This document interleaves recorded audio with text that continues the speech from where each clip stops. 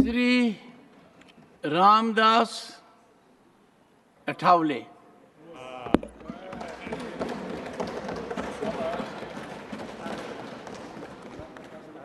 Very briefly. सभापति महोदय,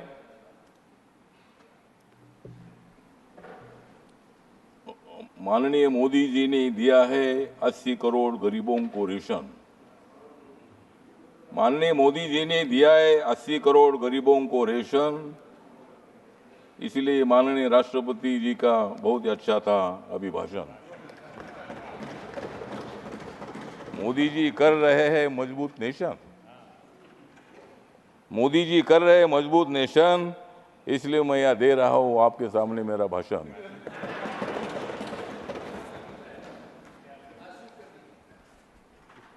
नरेंद्र मोदी जी प्रधानमंत्री बने हैं तीसरी बार, क्योंकि कांग्रेस और इंडिया आघाड़ी की हो गई है हार। मोदी जी प्रधानमंत्री बनेंगे बार बार बार, और कांग्रेस की हो जाएगी हार हार हार। संविधान बदलेगा ये प्रचार झूठा था, संविधान बदलेगा ये प्रचार झूठा था, क्योंकि कांग्रेस ने सारा देश लूटा था।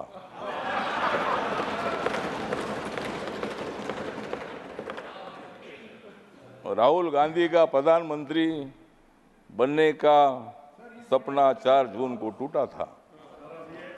राहुल गांधी का प्रधानमंत्री बनने का 4 जून को सपना टूटा था।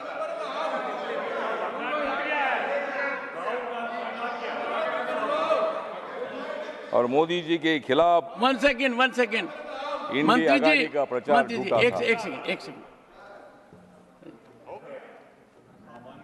यही है कि जो व्यक्ति दूसरे सदन का सदस्य हो उसके बारे में कोई आक्षेप नहीं लगाया जा सकता, और उसका आक्षेप नहीं लगाया सकता, उसकी चर्चा नहीं हो सकती, क्योंकि वो अपनी बात की सफाई देने के लिए यहाँ पे मौजूद नहीं है। तो मेरा विनम्र निवेदन है कि नाम चूंकि राहुल गांधी जी का लिया है तो उसे कार्रवाई से निकालें। Honourable minister, please avoid, please take your seat. Yes, हाँ बोलिए सर। हाँ तो सर जी, मैंने इतना ही बोला था कि सपना थोड़ा आदमी का होता है, ऑनरेबल मिनिस्टर चाहिए, सपने में जीना ही अपना काम ही है। ऑनरेबल मिनिस्टर, और इसीलिए मतलब हम इतना ही बताना चाहते हैं कि संविधान के संबंध में बहुत बड़ा ब्लैकमेल करने का काम किया था, जनता में फूट पैदा करने का काम किया था। जिन लोगों को जेल में डाला था ये सब लोग एक साथ आए थे। हमारे संजय जी है, संजय जी, हमने आपको जेल में नहीं डाला था, नहीं हमने नहीं डाला था, ईडी ने डाला था। आपके बारे में आदर है। अन्ना हजारे जी हमारे महाराष्ट्र से आते हैं, अन्ना हजारे साहब के साथ मेरे संबंध बहुत अच्छे हैं। अरविंद केजरीवाल जी उनके आंदोलन से आगे आए हैं और भ्रष्टाचार के खिलाफ आपने आवाज उठाई है। आम आदमी पार्टी है, आप पार्टी है, आपने काम अच्छा किया था, लेकिन थोड़ी गड़बड़ हो गई, इसीलिए ऐसा हो गया।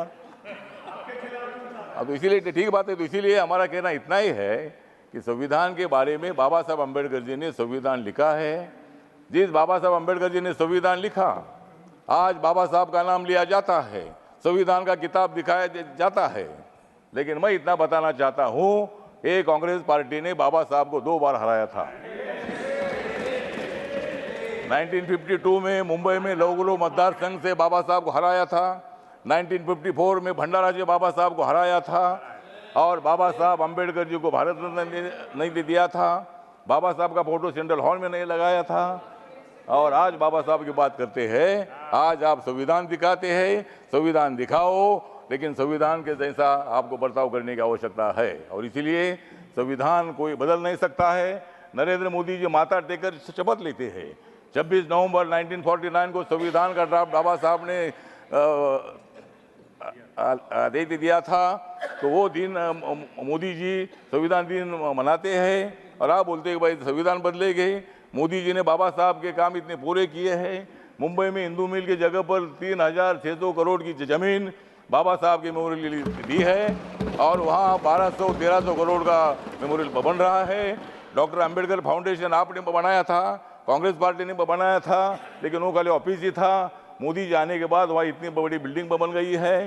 जहाँ बाबा साहब ने संविधान लिखा वो 26 अलीपुर रोड पर इतना सुंदर मेमोरियल बन चुका है। इतने काम करने वाले मोदी जी संविधान कैसा बदल सकते हैं? वो कांग्रेस को बदल सकते हैं लेकिन संविधान नहीं बदल सकते हैं। तो संविधान बदलना इतनी मामूली काम नहीं है और उसमें अमेंडमेंट करना इसका मतलब संविधान बदलना नहीं है। बाबा साहब अम्बेडकर जी ने संविधान सभा ने ही अमेंडमेंट करने का अधिकार पार्लियामेंट को दे दिया है। और जब भी मतलब नया कानून बनाना होता है, पुराने कानून में कोई मतलब अमेंडमेंट होती है, वो अधिकार पूरा अपने को होता है। और इसीलिए मुझे लगता है वो संविधान बदलना ऐसा हम नहीं बोलते हैं, लेकिन आप लोग इसी तरह का काम प्रचार कर रहे हैं। सब इतने नेता मोदी जी को हराने के लिए इकट्ठा आए हैं, लेकिन तुम मोदी जी को हरा नहीं सकते हैं। मैं मोदी जी के साथ हूँ। मतलब ठीक बात है, आपको लोकतंत्र में अधिकार है, आपकी सीट ज़्यादा ये अच्छी बात है। और आप इतनी ज़्यादा सीट ना आए कि आप उधर ही रहे और हम इधर ही रहे, मतलब ऐसा भविष्य में होगा तो ठीक बात है। तो अगले बार भी आप ट्राई करिए। लेकिन आज जो राष्ट्रपति का अभिभाषण है, इसका मेरी जो रिपब्लिकन पार्टी ऑफ इंडिया है, बाबा साहब अम्बेडकर जी की स्थापित हुई पार्टी है, इस पार्टी की तरफ से मैं मतलब इस अभिभाषण का सपोर्ट करता हूं। और अपोजिशन को इतना बताना चाहता हूं कि मोदी जी स्ट्रांग नेता है, मोदी जी मजबूत नेता है, मोदी जी के साथ इतने हमारे लोग हैं और तुम कितनी भी कोशिश करो लेकिन मोदी जी हारेंगे नहीं, वो तुमको हराएंगे। श्री